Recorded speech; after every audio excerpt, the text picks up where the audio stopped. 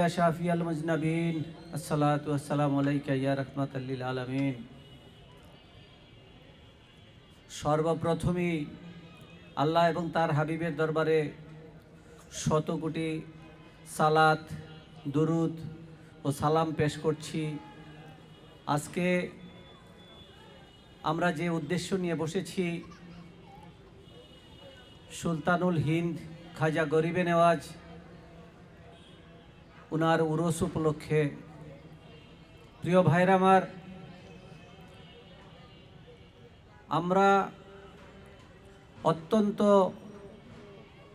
শুকরিয়া জ্ঞাপন করি আল্লাহ রাসূলের দরবারে যে শেষ যুগে এসে যখন মানুষের হাদিস অনুযায়ী যখন মানুষের ঈমান রক্ষা করা জ্বলন্ত কয়লা হাতে রাখার চেয়ে অনেক কঠিন, ওই যুগে আমরা উলিয়া কেরামের রজ্জু ধরে আছি, আমরা এই হক পথে আছি।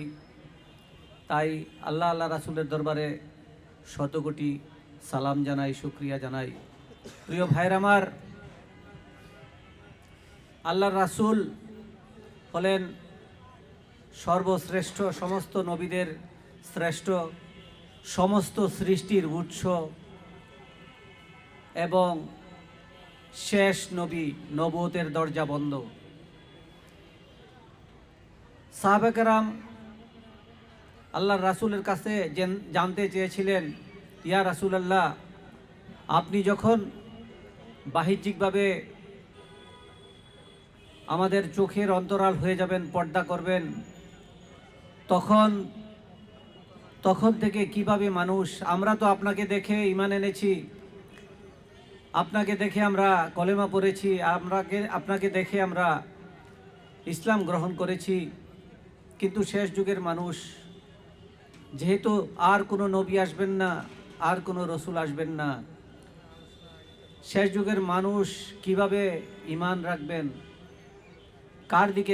কার দিকে তাকিয়ে কলেমা পড়বেন, কার দিকে তাকিয়ে সেই কলেমার পতাকা তলে ঐক্যবদ্ধ হবেন, সেই মুক্তির পথ, সেই নাজাদের পথ ইসলামে আসবেন।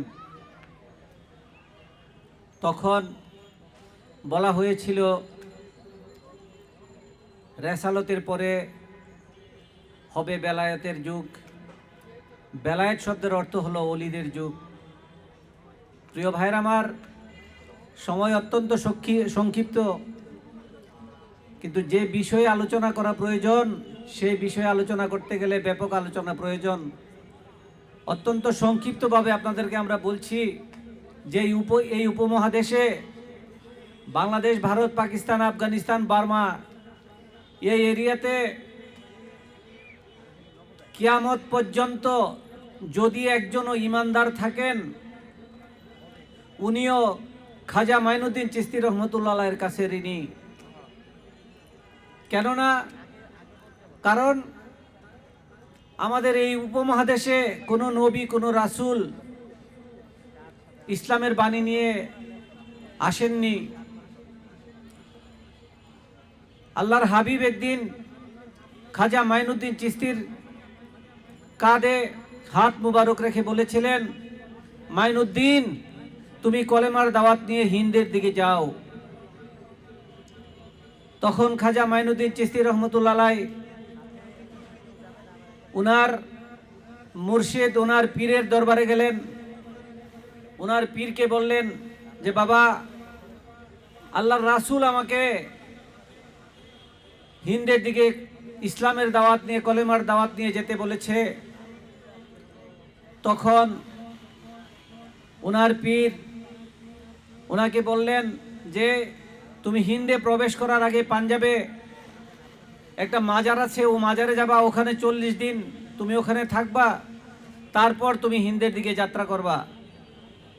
সেই কথা মোতাবেক উনি ওখানে 40 দিন অবস্থান করলেন, তারপর হিন্দের দিকে গেলেন।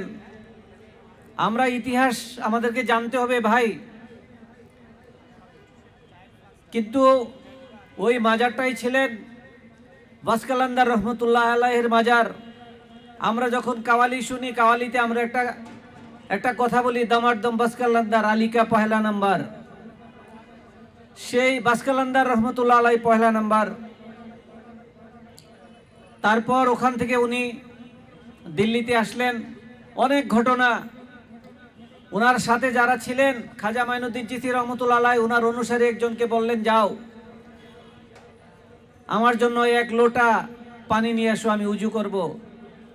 কিন্তু তখন সেই হিন্দুরা, সেই গৌরগোবিন্দের লোকেরা, পিতিরায়ের লোকেরা পানি আনতে দেয়নি, ফিরে আসলেন। তারপর বললেন, গিয়ে বলো, অনুরোধ করে বলো যে আমি শুধু এই 1 লোটা পানি নিব, আমরা আর এই পানি ব্যবহার করব না। তখন যখন 1 লোটা পানির অনুমতি পেল, যখন লোটায় পানি নিয়ে আসলো, তখন সারা ভারতবর্ষের পানি শুকিয়ে গেল, শুধু আইনার সাগর নয়, সারা ভারতবর্ষের। তখন হাহাকার হয়ে গেল।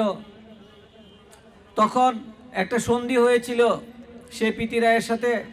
সন্ধিটা ছিল যে ইসলাম প্রচারে সে বাধা দিবে না, তাই যদি বাধা না দেয় তাইলে আবার পানি ফেরত দিবে। এই সন্ধিতে আবার যখন লোটার পানি যখন সেই সাগরে ফেলে দিল, আবার পানি চলে আসলো।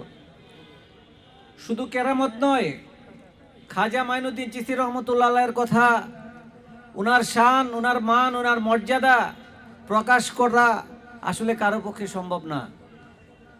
এই উপমহাদেশে প্রত্যেকটা মুসলমান যারা কলেমা পড়েছেন, যারা ঈমান এনেছেন, যারা নিজেদেরকে মুসলমান দাবি করেন,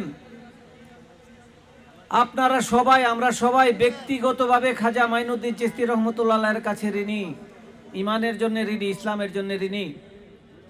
প্রিয় ভাইরা আমার, সেই খাজা মাইনুদ্দিন চিশতি রহমতুল্লাহ আলাইহির আজকে উফাত বার্ষিকী। অত্যন্ত দুঃখের সাথে বলতে হয়, খাজা মাইনুদ্দিন চিশতি রহমতুল্লাহ আলাইহি, যিনি এই উপমহাদেশে না আসলে আমরা হিন্দু থাকতাম, আমরা কলেমার পতাকা তলে ঐক্যবদ্ধ হতে পারতাম না, আমরা মুসলমান হইতে পারতাম না, নিজেদেরকে মুসলমান দাবি করতে পারতাম না, নামাজ রোজা হজ জাকাত কিছুই বুঝতাম না, আল্লাহ রাসূলকে বুঝতাম না। সেই খাজা মাইনুদ্দিন চিশতি রহমতুল্লাহ আলাইহির আজকের সেই ওরস, আজকে আমরা ঘরে বসে আছি, খাজা মাইনুদ্দিন চিশতিকে স্মরণ করছি না, মূলত আমরা অকৃতজ্ঞ হয়ে গেছি। যদি খাজা মাইনুদ্দিন চিশতি রহমতুল্লাহ আলাইহির প্রতি যদি আমরা উদাসীন হই, আমরা কলেমা থেকে মূলত উদাসীন হয়ে যাব। কারণ খাজা মাইনুদ্দিন চিশতি রহমতুল্লাহ আলাইহি এই উপমহাদেশে কলেমা নিয়ে এসেছেন, অনেক কষ্ট করেছেন, অনেক ইতিহাস, সারা দিন ইসলামের কাজ করতেন। তারা অনেক দূর থেকে এসেছেন, ইয়েমেন থেকে এসেছেন।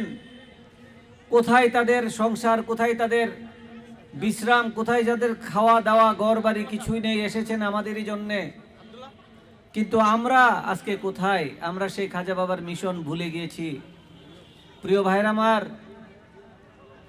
তাওহীদকে বুঝতে গেলে আপনাকে রেসালত লাগবে, রেসালতকে বুঝতে গেলে আপনাকে খেলাফত লাগবে, খেলাফতকে বুঝতে গেলে আপনার ইমামত লাগবে, বেলায়েত লাগবে, আল্লাহর ওলিদেরকে লাগবে। যদি এই চেইনের একটাকে আপনি অস্বীকার করেন, একটাকে আপনি ভুলে যান, বাদ দেন, তাইলে আপনাকে আর ইসলামে থাকা হবে না। সুতরাং আপনাদেরকে একটা কথাই অনুরোধ করছি যে যতদিন জীবন আছে, যতদিন দেহে প্রাণ আছে, ততদিন আউলিয়া কেরামের মিশনকে আপনি চালিয়ে নিয়ে যেতে হবে। আউলিয়া কেরামের মিশনে আপনার জীবনের প্রতিটা মুহূর্ত ব্যয় করতে হবে। প্রিয় ভাইরা আমার, সারা বিশ্বের মুসলমানরা লাঞ্ছিত। সারা বিশ্বে মুসলমানদেরকে হত্যা করা হচ্ছে। প্যালেস্টাইনের দিকে তাকিয়ে দেখি, ইয়েমেনের দিকে তাকিয়ে দেখি, সিরিয়ার দিকে তাকিয়ে দেখি, সারা বিশ্বের যেদিকে তাকান সেদিকে দেখবেন যেন মুসলিম হত্যা, মুসলিম নিধনের একটা উৎসব চলতেছে চতুর্দিকে। কেন? কথা তো এটা ছিল না। মূলত আমরা সেই তাওহীদ, রেসালত, খেলাফত, ইমামত, বেলায়েতের পথ থেকে আমরা সরে গিয়েছি। আমরা দিন দুনিয়া সমস্ত কিছু ভুলে গিয়েছি। আমরা সেই কলেমার প্রতিজ্ঞা থেকে সরে এসেছি। আমাদের ঈমান নাই। যদি আমাদের ঈমান থাকতো তাহলে সারা পৃথিবীর নেতৃত্ব মুসলমানরাই দিত, কিন্তু আজকে মুসলমানরা লাঞ্ছিত। আজকে মুসলমানদেরকে অত্যাচার, হত্যা, নির্যাতন পোহাতে হচ্ছে কেন? আমরা আউলিয়া কেরামের পথ থেকে অনেক দূরে সরে গেছি। প্রিয় ভাইয়ের আমার, একটা কথা মনে রাখবেন, আউলিয়া কেরামের মাঝার, আউলিয়া কেরামের দিগদর্শন, আউলিয়া কেরামের আমাদের সেই চলার পথ, সেই পথ থেকে যদি আমরা সরে যাই আমরা আরও লাঞ্ছিত হব। সুতরাং সবাইকে একটা কথাই বলবো, বর্তমানে সুন্নিয়তের যেই দুরবস্থা চলছে, আপনাদেরকে একটা কথাই বলবো যে দ্বিধাগ্রস্ত না হয়ে একটি প্ল্যাটফর্মে আসুন, আমরা সবাই মিলেমিশে আউলিয়া কেরামের গান গাই, আউলিয়া কেরামের দেখানো পথে চলি। খাজা মাইনুদ্দিন চিশতির যে মিশন, সেই মিশনে আমরা চলি। আমরা এই যুগে যদি আউলিয়া কেরামকে পিছু দেই তাইলে আমরা কখনো হক পাবো না, ইসলাম পাবো না, ইমান পাবো না। আল্লাহর রহমত থেকে আমরা বঞ্চিত হব, বঞ্চিত হচ্ছি। সুতরাং শুধু উরুস করেই মিশন শেষ নয়। আজকে একদিন উরুস করে ফেললাম, আর 364 দিন আউলিয়া কেরামের বিপক্ষে চললাম, এই উরুসের কোনো গুরুত্ব থাকবে না। এই উরুস একটা মিশন। এখান থেকে আপনাকে, আমাকে, আমাদেরকে শিক্ষা নিতে হবে। আমরা কি শিক্ষা নিতে চাই? যে যতদিন জীবন আছে আল্লাহ রাসূলের পথে থাকবো, আউলিয়া কেরামের পথে থাকবো, খোলাফায়ে রাশিদিন আহলে বায়াতের পথে থাকবো। প্রিয় ভাইরা আমার, এখন ইসলামের কথা বললেই দেখা যায় বিভিন্ন দলে বিভক্ত হয়ে গেছে ইসলাম। কেউ খোলাফায়ে রাশিদিনকে মানতে চায়, কেউ আহলে বায়াতকে মানতে চায়, কেউ আল্লাহর রাসূলকে বাদ দিয়ে আল্লাহকে পেতে চায়। কিন্তু কোরআনে স্পষ্ট বলা আছে যে আমাকে যদি পেতে চাও তাইলে রাসূলের হয়ে যাও, আমি নিজেই তোমাদের হয়ে যাব। আর আল্লাহর রাসূলকে পেতে চাইলে খোলাফায়ে রাশিদিন আহলে বায়াতকে লাগবে। খোলাফায়ে রাশিদিন আহলে বায়াত বাদ দিলে কলেমা থাকে না। খোলাফায়ে রাশিদিন আহলে বায়াতকে পেতে হলে আপনাকে আউলিয়া কেরামের পথে আসতে হবে। তাই আপনাদের কাছে আমার আহ্বান থাকবে, যতদিন জীবন আছে আউলিয়া কেরামের সেই দিগদর্শনে আমরা আমাদের জীবন অতিবাহিত করব। আমরা উলিয়াদের যেই পথ নির্দেশনা আমাদেরকে দিয়ে গেছেন সেই পথ নির্দেশনায় আমরা চলব। আউলিয়া কেরামের মাজারে যাব, মাজার জিয়ারত করব, ওখানে গিয়ে আল্লাহর দরবারে আমরা ওনাদের উসিলা দিয়ে চাইব। ওনাদের যদি আমরা আল্লাহ রাসূলের সন্তুষ্টি অর্জন করতে চাই তাইলে আমাদেরকে খোলাফায়ে রাশিদিন আহলে বায়াত এবং আউলিয়া কেরামের পথে চলতে হবে। সর্বশেষে একটা কথাই বলতে চাই, আল্লাহ রাসূল আমাদেরকে খোলাফায়ে রাশিদিন আহলে বায়াত এবং উলিয়াদের পথে চলার তৌফিক দান করুন। আমিন। আসসালামু আলাইকুম ওয়া রাহমাতুল্লাহ।